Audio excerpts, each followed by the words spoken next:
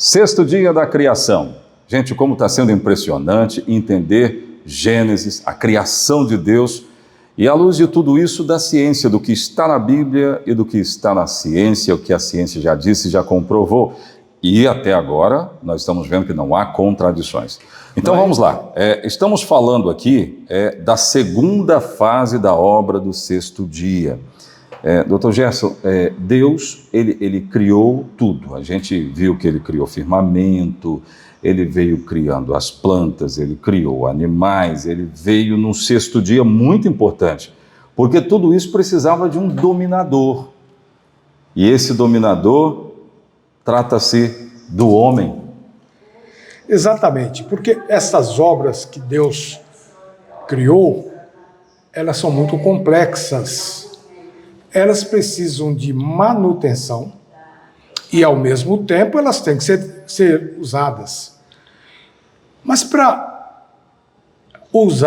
tratar essa manutenção, é preciso que fosse uma pessoa que tivesse em si algo de quem criou.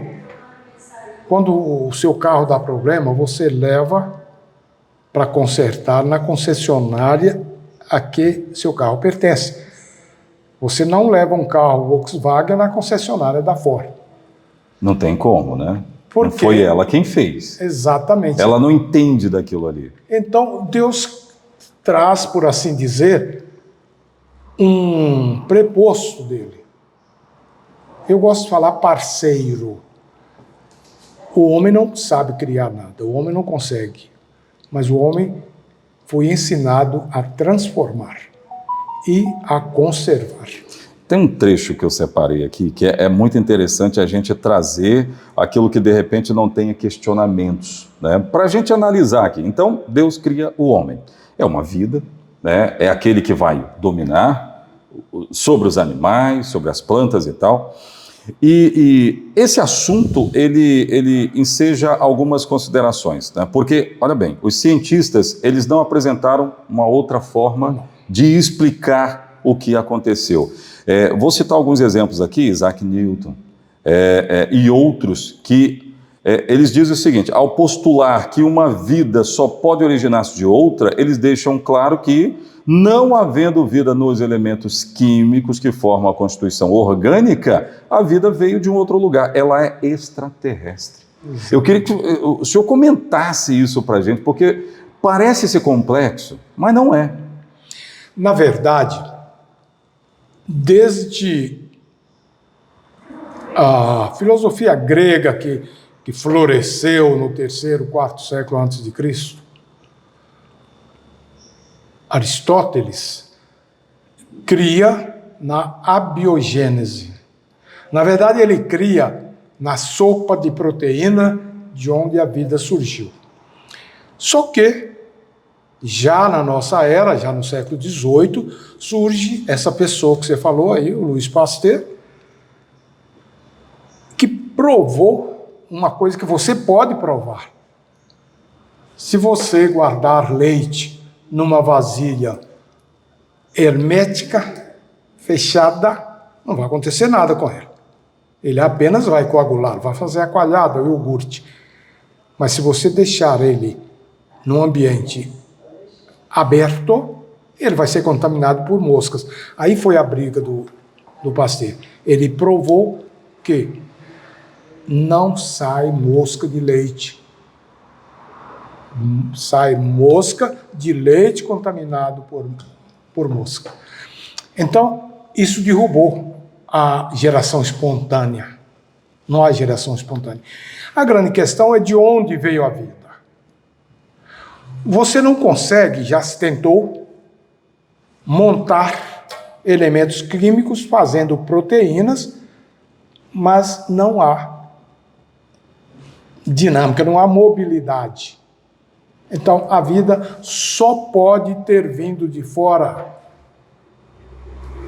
E a Bíblia diz que quem trouxe a vida de fora foi um personagem conhecido como Deus. E aí, como nós estamos falando da vida, olha como a coisa é interessante, e inclusive eu gosto sempre de dizer isso, o nosso público muito interessado, donas de casa, trabalhadores rurais, essas pessoas que estão com o rádio ligado, né, ou acompanham a gente nas redes sociais, elas ficam em êxtase ao saber de coisas que elas consideravam tão difíceis, mas não é. Então, a vida, ela jamais vai poder ser comprada no supermercado, para a gente entender bem. Ela veio originada de algum lugar, e esse lugar, esse ser que traz a vida, é Deus, como está na criação do sexto dia.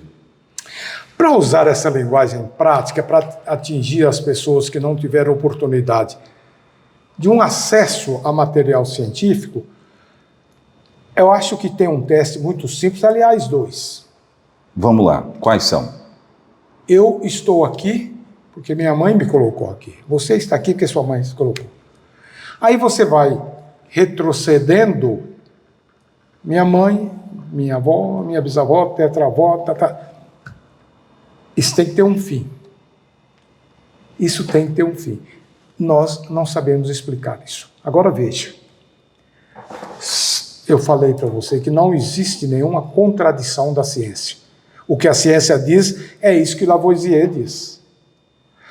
Agora veja, o que existe é um pensamento que não é uma hipótese, muito menos uma teoria, é apenas uma imaginação chamada de evolução de espécies.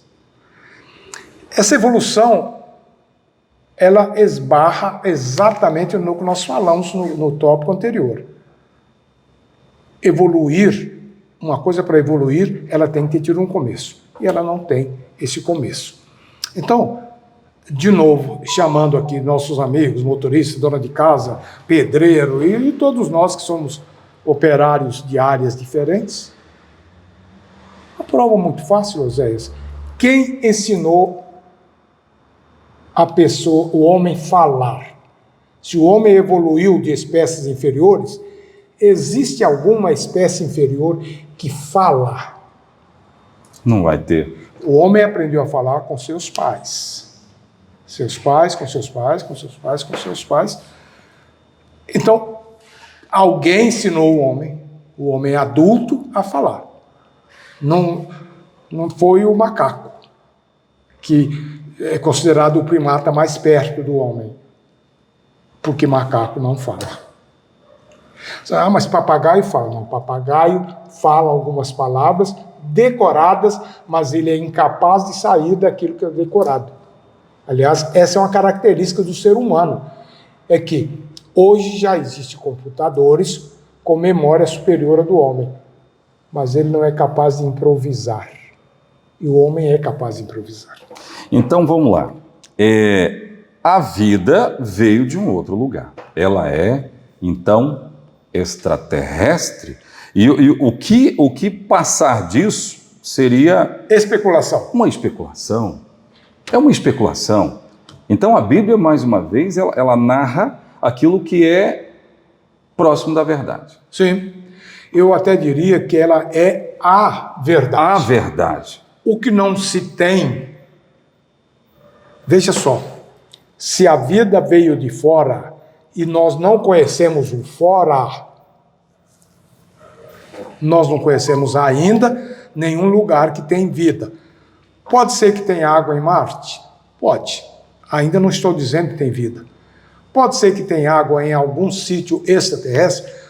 Ainda não estou dizendo que tem vida. Água não é tudo para ter a vida.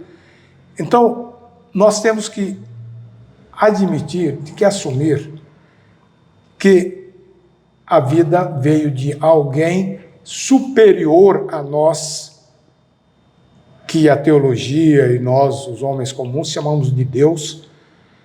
E eu gosto de repetir.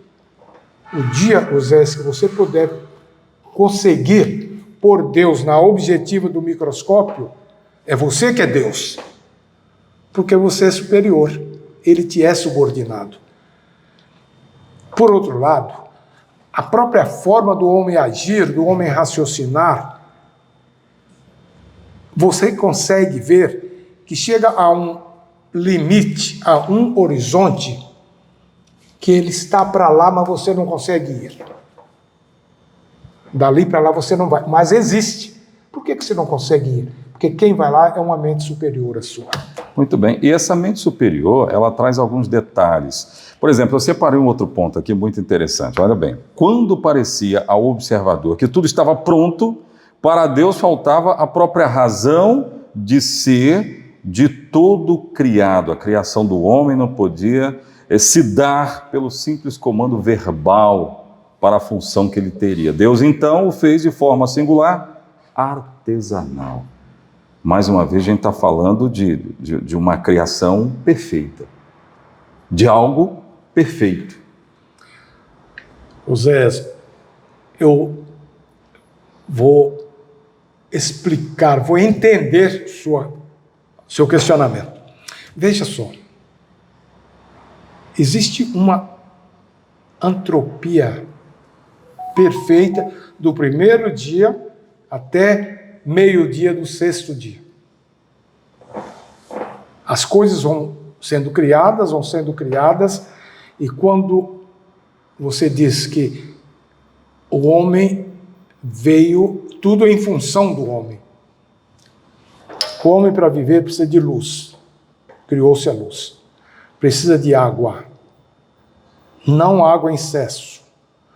Precisa de alimento. Já havia frutas. O homem tem que se orientar no espaço. Precisa dos astros. Já havia os astros aparecidos. Agora, o que é o maravilhoso disso? Lá estava a luz. O homem gosta da luz. O homem pode viver no escuro um tempo muito grande, mas o homem gosta da luz. O homem gosta de frutas. O homem gosta dos alimentos que a terra produz.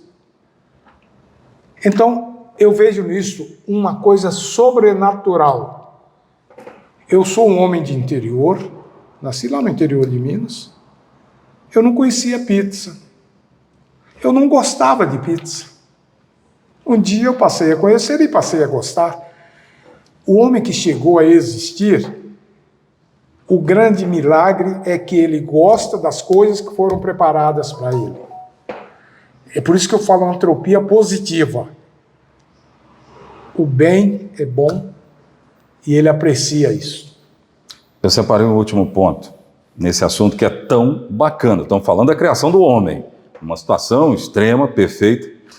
É oportuno perguntar, então, o que há de mais parecido com Deus?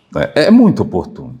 Não pode ser um outro Deus, porque só existe um. Então a resposta é, o que há de mais parecido com Deus é o homem. Na verdade, tem até um texto na Bíblia que está no Salmo 8.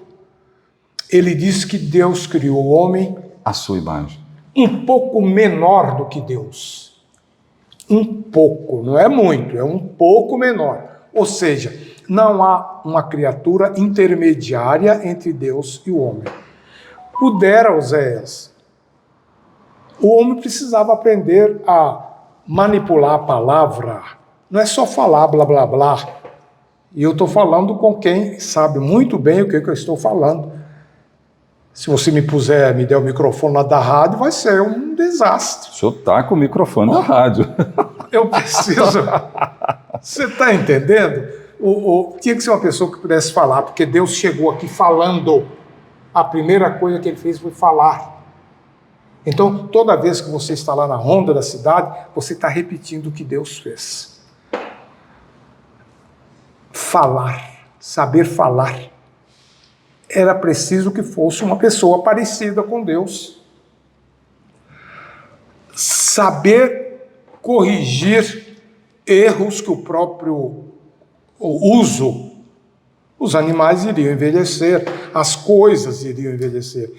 Seria preciso um agente capaz de corrigir essas alterações, quiçá levá-las à originalidade. Então, Deus não iria ficar aqui. Ele trouxe um preposto que é um pouco menor. Um pouco menor.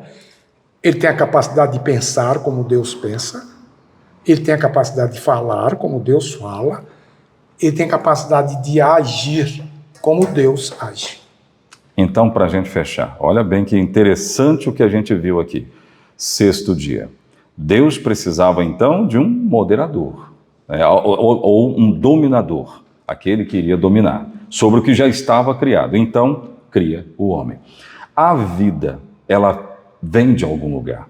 Não há contradição nesse pensamento, até prova em contrário, e ninguém provou nada. Até então ninguém provou nada. E o homem é um ser semelhante a Deus. Está lá em Gênesis, no sexto dia da criação. Tem contradição com a ciência?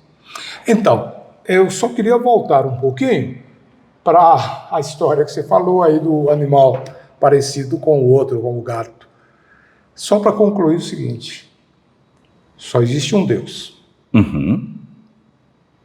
Nós estamos falando de Bíblia. A Bíblia só admite uma mitologia que virou mito mesmo, é que admitia o panteão. Para a Bíblia só existe um Deus. Então, o que há de mais parecido com ele é você. É o homem. Verdade. O homem é o que há de mais parecido. Então, acho que no fio da fala, eu queria que você repetisse esse quesito que você levantou. Esse último ponto. Então vamos lá. O que eu disse, para a gente repetir. O que há de mais parecido com Deus? Não pode ser um outro Deus, porque só existe um. E a resposta é: o que há de mais parecido com Deus? É o homem. É o homem. Está dito. Não há contradição nisso. Isso é muito bom, porque muita gente morre porque não sabe se valorizar. Tem muita gente que vive triste porque pensa que não vale nada. Você vale tudo. Tem gente que tira a vida achando que não vale nada. Gênesis, no sexto dia da criação, vai dizer que vale muito. Vale muito. Muito bem. Gerson Pereira, nos ajudando a entender um pouco mais da criação. Obrigado mais uma vez. Estamos juntos, meu amigo. Valeu. Tamo junto.